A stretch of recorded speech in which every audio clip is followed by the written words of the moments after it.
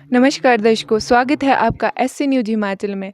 आज SC news Himachal की team आ पहुंची है जिला चंबा के तहसील चूरा के गांव पतोगढ़ में, जो कि भंजराड़ू के समीप स्थित है। आज हम आ पहुंचे हैं यहाँ पे सत्संग स्थल पर, जो कि संत रामपाल जी महाराज जी का एक दिवसीय सत्संग का आयोजन किया गया है।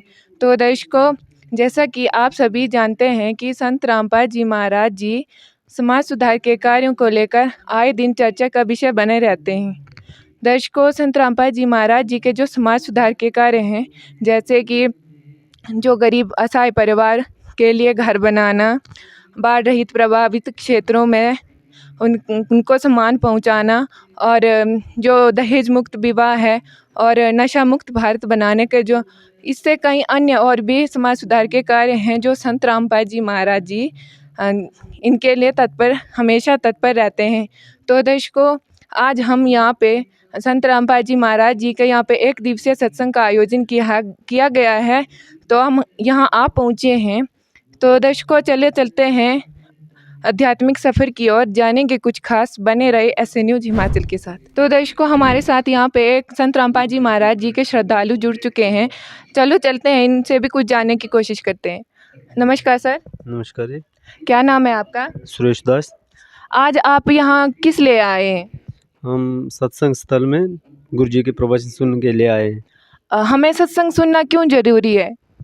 ये मानव जीवन में हमें हमारा मूल उद्देश्य है, जो है सतभक्ति कैसे करनी चाहिए, कैसे हम अपने परमात्मा को जानते हैं। जैसे सत्संग में जाने से ही हमें पता चलता है हमें कैसे पूजा करनी चाहिए, कैसे हमारा मूल उद्देश्य है, जो कुछ भी है ये हमें हमारे गुरु जी बताते हैं। सर, जैसे कि आज रविवार का दिन है, तो ज़्यादातर लोग संडे के दिन घूमने फिरने जाते हैं। तो आज आप यहाँ सत्संग सुनने क्यों आए हैं? आपको भी तो घूमने फिरने जाना चाहिए था।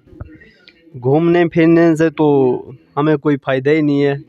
हमें जो कि जैसे गुरु जी के प्रवचन सुनने से ही पता चलता है कि हमारे जीवन का मूल उद्देश्य क्या है, जो कि मैंने आपको बताया अभी।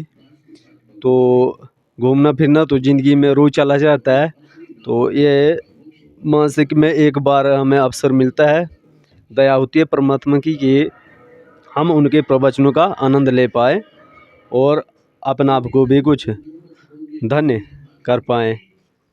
धन्यवाद सर। धन्यवाद जी।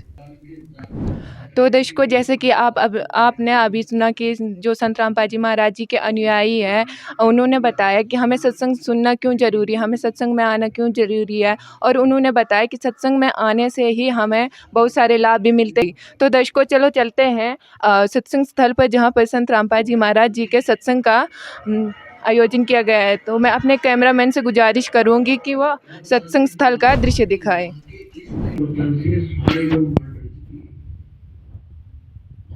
उसके हुक्म से सब कुछ हो रहा है, उसके वचन से। वो चाहे तो सूरज को, पृथ्वी को यहाँ का यहाँ रोक दे और जो चाहे सो कर दे।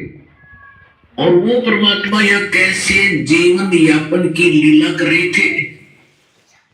एक जुल्हे का काम करा करते, एक झोपड़ी में सारा परिवार रहा करता था।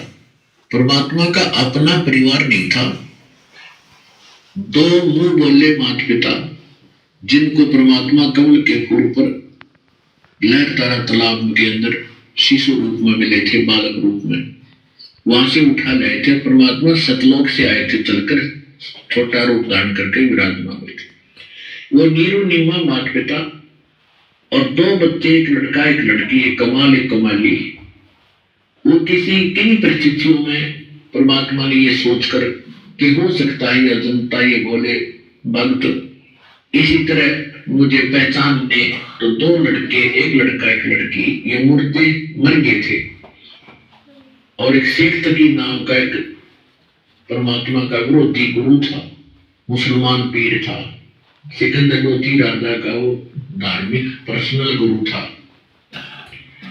वो ज्यादा परमात्मा से ईर्षा रखता था, क्योंकि भगवान की महिमा घड़ी हो गई थी कबीर साहब की। तो उसने उसकी जन्म पर ये दोनों बच्चे जीवित करे थे। इन बच्चों ने परमात्मा के साथ रहने की आग्रह किया था। ज्यादा जिद करते, 10-12 वर्ष के थे। तो ये दो बालक, बेटा और बेटी रूप में, दो माता पिता जो परमात्मा को उनको प्राप्त हुआ था, ये परिवार था। और स्वयं झोंपड़ी गाड़ कर आया करते दाता और कपड़ा बुना करते थे। तो उन्होंने ये दिखाया था कि इस गंदे लोक में किसी चीज की इच्छा ना करो, ये लोग ठीक नहीं। अरे इच्छाओं को इनको ठीक बनाते बनाते तुम ही मर जाते हो, फिर अगर चूहे बनकर बिल खोद कर रहते हो हैं, और कुत्ते बन के गली में बैठते हो, उसको ठीक है चारों तरफ घूम रही होती हो, खा के ये सुख, यहाँ से निकलो और भक्ति करो, और जो तुम्हें चाहिएगा मैं दूंगा। कल पे कारण कौन है, कर सेवा नहीं काम, और मन इच्छा फल दूंगा जो पड़े मेरे तो काम।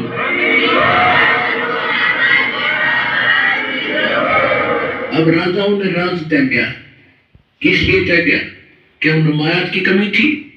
उनको ये मालूम था कि भगवान सब कुछ कर सकता है।